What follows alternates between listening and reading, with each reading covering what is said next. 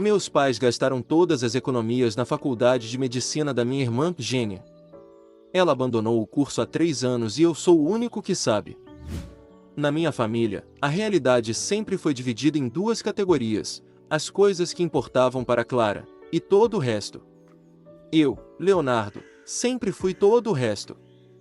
Minha irmã, Clara, não era apenas a filha de ouro, ela era o sol em torno do qual a nossa pequena e modesta galáxia familiar girava.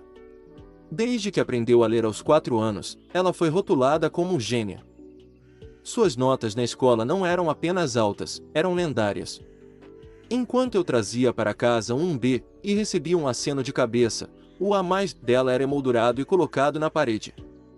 Minha formatura no curso de design gráfico foi comemorada com uma pizza no sábado à noite. A aprovação dela em primeiro lugar para medicina, numa das faculdades mais prestigiadas e caras do país, foi celebrada como um feriado nacional. Foi nesse dia que os sacrifícios, antes pequenos, se tornaram monumentais.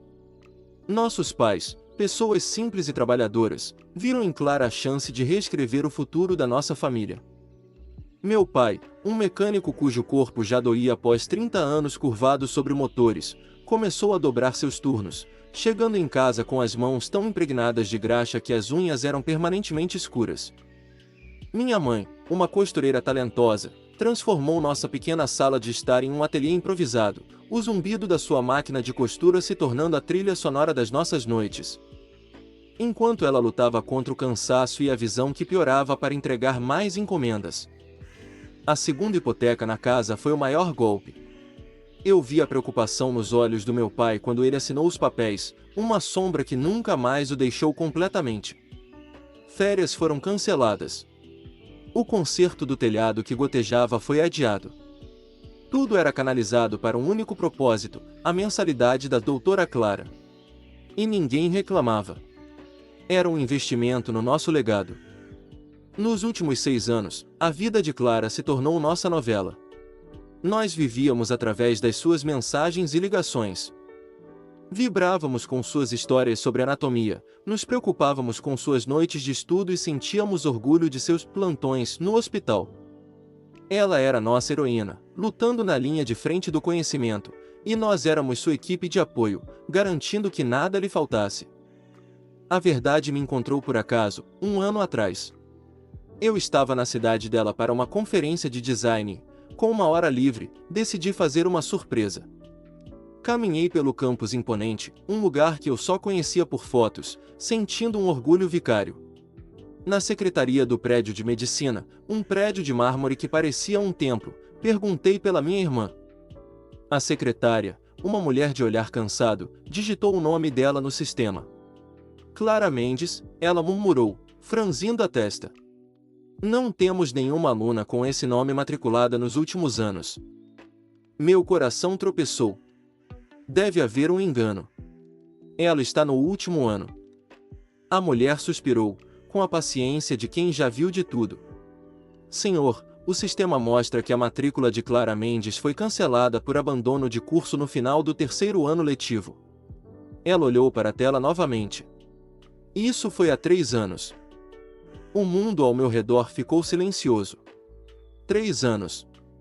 3 anos de turnos duplos. 3 anos de noites mal dormidas. 3 anos de uma segunda hipoteca. Saí do prédio e me sentei em um banco, o ar faltando nos meus pulmões. Liguei para ela. Minha voz era um fio. Estou na sua cidade. Preciso te ver. Agora. No café. Ela chegou sorrindo, mas o sorriso se desfez no instante em que viu meu rosto. Antes que eu pudesse falar, ela soube. Você descobriu, não foi? E então, a barragem se rompeu. Entre soluços que sacudiam seu corpo inteiro, ela contou tudo. O pânico antes das provas.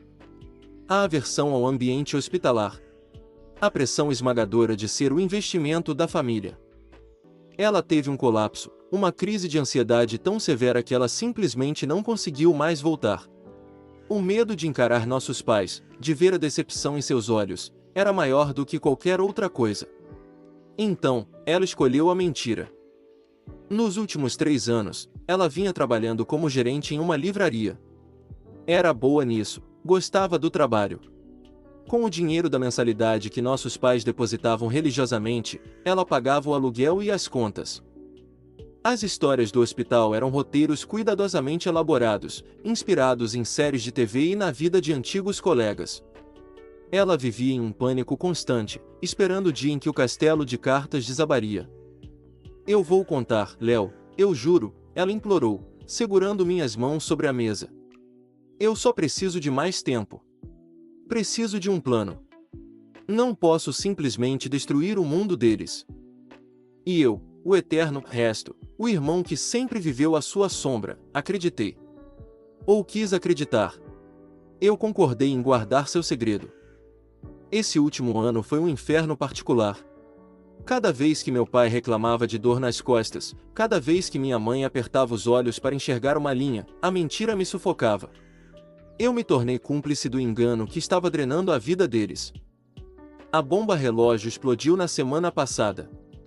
Meus pais me ligaram, as vozes transbordando de uma alegria que partiu meu coração. Eles estavam planejando a festa de formatura. Não uma festa qualquer. Uma grande festa, em um salão alugado, com buffet e convites para toda a família espalhada pelo país. Filho, vamos usar nossa última grande economia nisso, disse meu pai, a voz embargada. Tudo que guardamos para nossa velhice. Mas não importa. Ver sua irmã com aquele diploma vai ter valido cada centavo. Eu desliguei o telefone e corri para o banheiro, o gosto amargo da bile na minha boca. A mentira dela não estava mais apenas os enganando. Estava prestes a roubar o futuro deles, a segurança que eles tanto lutaram para ter. O tempo de Clara havia acabado. O meu também. A festa de formatura não era mais um plano distante. Era um abismo, e meus pais estavam caminhando de olhos fechados em direção a ele. E eu estava logo atrás, sabendo que precisava gritar antes que eles dessem o último passo. No dia seguinte, dirigi às 4 horas até o apartamento de Clara. Não avisei que estava indo. Quando ela abriu a porta, voltando do trabalho na livraria, seu rosto passou da surpresa ao pânico em um segundo. O apartamento dela era aconchegante, cheio de livros e plantas, a antítese do ambiente estéril que imaginávamos para uma estudante de medicina. Era a vida que ela queria, construída sobre a ruína dos sonhos dos nossos pais. Eles vão alugar o salão imperial, Clara, eu disse, sem rodeios, entrando no apartamento. Eles vão usar o dinheiro da aposentadoria. O tempo acabou. Ela desabou no sofá, a mesma cena do café, mas minha compaixão havia se esgotado, substituída por uma raiva fria. Eu não consigo, Léo, ela sussurrou. Vai matá-los. Eles não merecem isso, eu disse, minha voz mais dura do que eu pretendia. O amor deles por você pode ser sufocante, mas é real. Os sacrifícios deles são reais. A sua mentira está desonrando cada gota de suor que eles derramaram. Você tem até domingo. Eu vou estar lá para o almoço. Você vai sentar com eles e vai contar a verdade. Se você não o fizer, eu farei. O fim de semana foi uma tortura. No domingo, a casa dos meus pais cheirava a celebração. Minha mãe usava a toalha de domingo e a louça boa. Meu pai espalhou folhetos de buffet sobre a mesa, discutindo opções como se planejasse um casamento real. A alegria deles era tão pura, tão inocente, que parecia cruel. Clara chegou ao meio-dia, parecendo um fantasma. Durante o almoço, ela mal tocou na comida, respondendo às perguntas animadas sobre a formatura com monossílabos. Meus pais, cegos pelo orgulho, atribuíram seu silêncio ao cansaço da reta final. Quando minha mãe trouxe o pudim, o momento chegou. Eu olhei para Clara. Seus olhos se encheram de lágrimas e ela balançou a cabeça sutilmente. Ela não ia conseguir. A covardia dela me deixou sem escolha. Respirei fundo, o coração martelando contra minhas costelas. Pai. Mãe. A festa de formatura não pode acontecer. Minha mãe riu, um som leve e despreocupado. Que bobagem, Leonardo. Claro que pode. Não, mãe. Não vai ter formatura, eu disse, a voz saindo mais firme do que eu me sentia. Clara não vai se formar. O garfo do meu pai parou no ar. O sorriso da minha mãe vacilou. Eles se viraram para Clara, esperando que ela me desmentisse. Mas ela apenas encarou o prato, um soluço silencioso sacudindo seus ombros. Do que ele está falando, minha filha? Perguntou meu pai, a voz perigosamente baixa. O silêncio dela foi a resposta. Então eu dei as palavras que ela não tinha coragem de dizer. Clara abandonou a faculdade. Há 3 anos. O silêncio que se instalou na sala não era vazio. Era pesado, denso, cheio de ecos de 6 anos de sacrifício. Era o som de um sonho morrendo. Meu pai olhou para as próprias mãos sobre a mesa. Mãos de trabalhador, calejadas, que pagaram por uma educação que nunca existiu. Ele se levantou, não com raiva, mas com uma lentidão terrível, como um homem velho. Caminhou até a estante, o santuário de Clara. Pegou a foto dela de jaleco, olhou para ela por um longo momento, e então, com uma delicadeza devastadora, colocou-a virada para a parede. Ele fez o mesmo com a placa de futura médica. Cada gesto era um prego no caixão do orgulho dele. Sem dizer uma palavra, ele abriu a porta dos fundos e saiu para o quintal. Minha mãe soltou um som oco, de algo se quebrando por dentro. Ela olhou para Clara, não com raiva, mas com uma incompreensão tão profunda que era mais dolorosa do que qualquer grito. Por quê? Ela sussurrou. Nós teríamos te amado do mesmo jeito.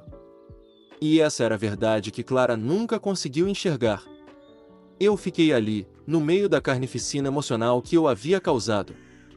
Clara finalmente levantou a cabeça, o rosto inchado e manchado. Pai, ela chamou em direção à porta, mas a palavra morreu em sua garganta. A casa ainda está de pé, mas seus alicerces ruíram. Eu não sei se o perdão é possível. Eu não sei como vamos continuar a partir daqui.